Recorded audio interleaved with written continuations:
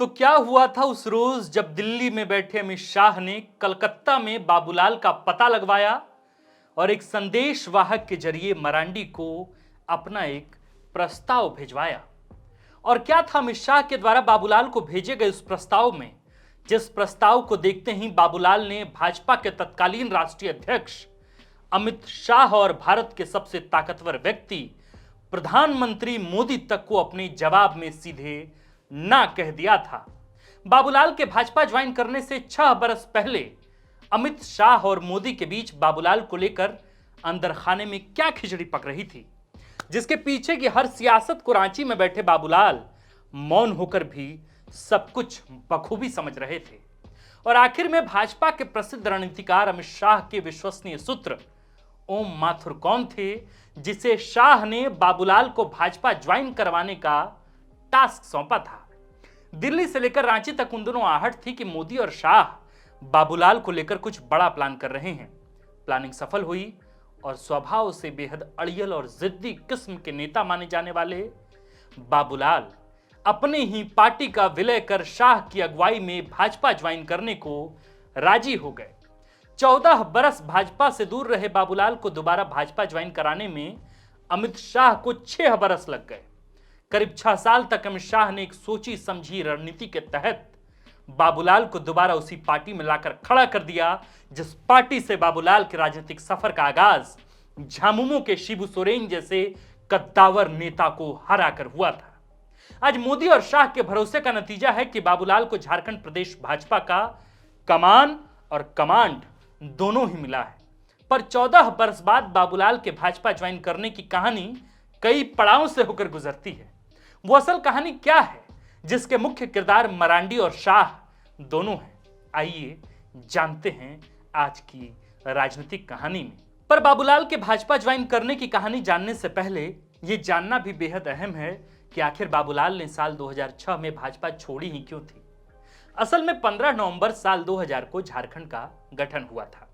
भाजपा ने बाबूलाल को मुख्यमंत्री का चेहरा घोषित किया था, वो भी तब जब बाबूलाल झारखंड विधानसभा के सदस्य नहीं थे, यानी कि वे विधायक नहीं थे।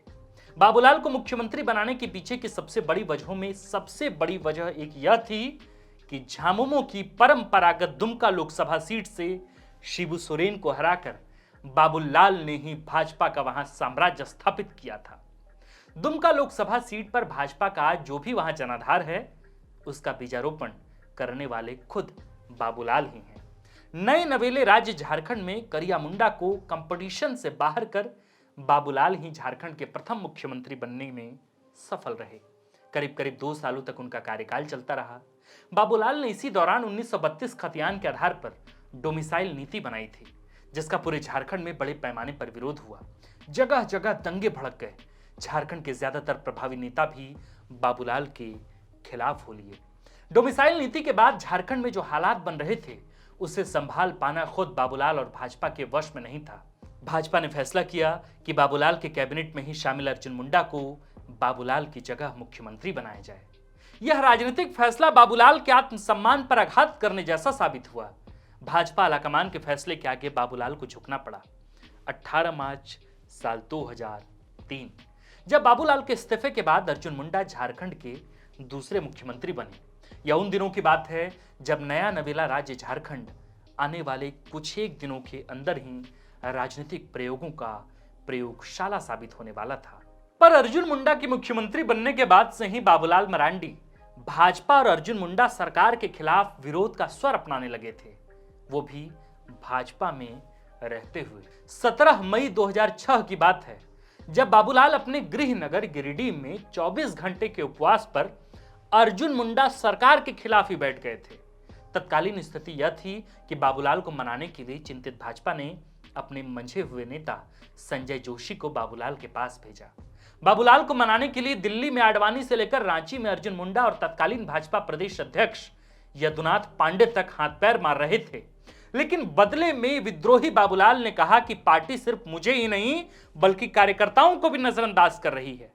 पहले करिया मुंडा और राम टहल चौधरी भी पार्टी के निर्णय लेने में शामिल किए जाते थे, लेकिन आज उन सबका भी यही हाल है कि मेरी तरह उन्हें कोई पूछ नहीं रहा है। बाबूलाल का तब सार्वजनिक बयान हुआ करता था कि राज्य के मुख्यमंत्री अर्जुन मुंडा और पार्टी के संगठन सचिव हृदयनाथ सिंह के अलावा पार्टी में झारखंड के किसी और नेता की आवाज नहीं सुनी जा रही है।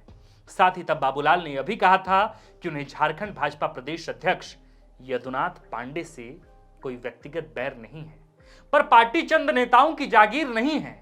अगर पार्टी मेरी बात को नजरअंदाज करती है तो मुझे अपने आत्मसम्मान की रक्षा के लिए अपना अलग रास्ता चुनना होगा। निराश बाबूलाल की ये सारी वजहें उन्हीं विद्रोही बाबूलाल का दर्जा दिलाने में काफी थी। पार्टी के खिलाफ उन्होंने बगावत करते हुए साल 2006 में भाजपा को अलविदा कह दिया। इसके बाद तो रेस्ट इन हिस्ट्री है। बाबूलाल ने भाजपा छोड़ने के बाद नई पार्टी झाविमो का गठन किया था। फिर 14 बरस के सफर में पार्टी भी चलती रही और बाबूलाल भी अपने राजनीतिक सफर पर आगे बढ़ते रहे। बाबूलाल के भाजपा से अलग होने और नई पार्टी के गठन करने की कहानी का रुख अब यहीं से मुड़ने वाला है, क्योंकि कहानी बहुत लंबी हो जाएगी। इसलिए अब सीधे उस कहानी पर पहुंचते हैं जब भाजपा के तत्कालीन राष्ट्रीय अध्यक्ष व भाजपा के थिंक टैंक कहे जाने वाले अमित शाह और खुद प्रधानमंत्री नरेंद्र मोदी ने बाबूलाल को भाजपा में वापसी कराने की योजना पर काम करना शुरू कर दिया था। कहा जाता है कि जब 2014 में मोदी लहर के चलते झारखंड के पहले मुख्यमंत्री बाबूलाल लोकसभा और विधानसभा चुनाव हार गए थे, तब बीजेपी अध्यक्ष अमित शाह ने मरांडी की भारतीय जनता पार्टी में घर वापसी कराने की योजना बनानी शुरू की और उन्हें पार्टी में शामिल होने के लिए राज्यसभा सीट की पेशकश करते हुए बाबूलाल के पास चुनाव लड़ने के लिए संदेश भी भिजवाया। शाह ने कोलकाता में मरांडी का पता लगाया और उन्हें एक संदेशवाहक के माध्यम से भाजपा में शामिल होने का प्रस्ताव भेजा गया। तब भाजपा की ओर से बाबूलाल मरांडी के राज्यसभा जाने के लिए मंजूरी दे दी गई, लेकिन उन्होंने प्रस्ताव को अस्वीकार कर दिया और भाजपा में लौटने से भी साफ इनकार कर दिया। तब बीजेपी की ओर से बाबूलाल को भाजपा में लाने की पुरजोर कोशिश की गई थी, लेकिन बाबूलाल के बीजेपी में आने की बात बनते बनते बिगड़ गई। भाजपा के अंदर खाने से एक नाम उन दिनों खूब चर्चा में रहता था, वरिष्ठ भाजपा नेता व उपाध्यक्ष ओम माथुर का, जिन्हें खुद शाह ने बाबूलाल के घर वापसी के लिए जमीन तैयार करने का आदेश दे रखा था। कहा जाता है कि वो भाजपा उपाध्यक्ष ओम माथुर ही थे जिन्होंने बाबूलाल मरांडी को पार्टी में वापस लाने में सबसे महत्वपूर्ण भूमिका निभाई। यह बात तब और सही साबित हुई जब एक बैठक के दौरान मरांडी ने खुद इस बात की पुष्टि की थी। राजनीतिक चाणक्यों का कहना था कि भाजपा ने 2019 में हुए विधानसभा चुनाव में हार के बाद झारखंड में एक मजबूत आदिवासी चेहरे की जरूरत महसूस की ताकि राज्य में पार्टी की शिथिलता को दूर किया जा सके। रघुवर दास को चेहरा बनाकर भाजपा ने जो हासिल किया वो भाजपा के लिए एक सबक थी। इसलिए भाजपा की इंटरनल इंजीनियरिंग यह कहती थी कि झारखंड में सोशल इंजीनियरिंग करने के लिए भाजपा को बाबूलाल को अपने पाले में लाना ही होगा। और हुआ भी कुछ ऐसा ही। भाजपा के तत्कालीन राष्ट्रीय अध्यक्ष अमित शाह की मौजूदगी में 17 फरवरी 2020 को अपनी पार्टी झारखंड विकास मोर्चा का बाबूलाल मरांडी ने भाजपा में विलय करने का सार्वजनिक ऐलान कर दिया। रांची के जगन्नाथ मैदान में उस दिन भाजपा और झाविमो के कार्यकर्ताओं की अंबार लगी थी। मंच पर झारखंड के 3 पूर्व मुख्यमंत्री मसलन अर्जुन मुंडा, रघुवर दास और खुद बाबूलाल की मौजूदगी में शाह ने अपने चाणक्य होने का लोहा मनवाया। मरांडी और शाह के जय जयकार के गगनचुंबी नारों के बीच बाबूलाल भाजपा के लाल हुए और अब तो वे भाजपा में बाबू के पद तक पहुंच चुके हैं। एक सच यह भी है कि यह शाह के 6 साल के लंबे प्रयासों का ही परिणाम था, जिसके कारण 14 साल बाद मरांडी की भाजपा में घर वापसी हुई थी। मरांडी ने तब सार्वजनिक मंच से अमित शाह की मौजूदगी में यह बात कही कि 14 साल वे कहीं नहीं गए थे, बल्कि उन्हें ऐसा लग रहा था कि मानो वो अपनों से बिछड़ गए हों। उन्होंने कहा कि बीजेपी में आकर उनका सफर एक मुकाम पर पहुंच गया है। मंच पर अपने संबोधन के आखिरी में बाबूलाल ने इतना जरूर कहा कि वह पार्टी के काम के लिए झाड़ू लगाने तक को भी तैयार हैं। इसके बाद भाजपा के नेता बाबूलाल को पार्टी ने विधायक दल का नेता बनाया, फिर झारखंड भाजपा का प्रदेश अध्यक्ष नियुक्त किया गया और आगे उनके कद में कितनी बढ़ोतरी होगी इसकी भी योजना पर फिलहाल अमित शाह काम कर रहे हैं। तो ये थी बाबूलाल के भाजपा छोड़ने और फिर 14 बरस बाद भाजपा ज्वाइन करने यानी उनके घर वापसी की शानदार पर दिलचस्प कहानी। आपको ये वीडियो कैसी लगी हमें कमेंट बॉक्स में जरूर बताइए। हमने आज के इस वीडियो में ये जो राजनीतिक कहानी है, इस राजनीतिक कहानी में झारखंड के सबसे बड़े नेताओं में से एक बाबूलाल के उस सफर को बताने की पुरजोर कोशिश की है, जिस सफर में कई पड़ाव हैं और उन अनगिनत पड़ावों पर रुक रुक कर हमने समीक्षा किया और आपको सारी जानकारी दी है। अगर आपको ये वीडियो पसंद आया है तो उसे अन्य लोगों तक शेयर करें। बाकी द फोर्थ पिलर एक नया ठिकाना है। हम पत्रकारिता के पुनर्वास के नए बाशिंदे यहाँ काम करते हैं। नई तरह की कहानियाँ हमें खोजनी पसंद है और इसलिए हमें ये ज़रूरत लगती है कि इस तरह की कहानियाँ अन्य लोगों तक शेयर की जाए, ताकि झारखंड की जनता, झारखंड की जो नई पौध है, नई नस्लें हैं, उन्हें इन तमाम कहानियों के बारे में जानकारी हासिल हो।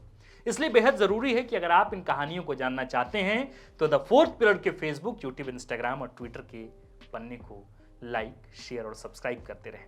मेरा नाम है आकाश, आप देख रहे थे द फोर्थ पिलर और कैमरे के पीछे हैं अभिषेक। शुक्रिया। अगर आप चाहते हैं कि हमारे वीडियोस का नोटिफिकेशन आपको बिना देरी के मिलता रहे तो आप इस चैनल को फॉलो और सब्सक्राइब जरूर कर लें। बाकी आप हमारे काम को लेकर कोई सुझाव हमें देना चाहते हो तो कमेंट बॉक्स में आप सादर आमंत्रित हैं। इसके अलावा हमारे वीडियोस आपको अलग अलग ठिकानों जैसे फेसबुक, इंस्टाग्राम, ट्विटर पर भी देखने को मिलेंगे, जिसके लिंक डिस्क्रिप्शन में डाल दिए गए हैं। शुक्रिया।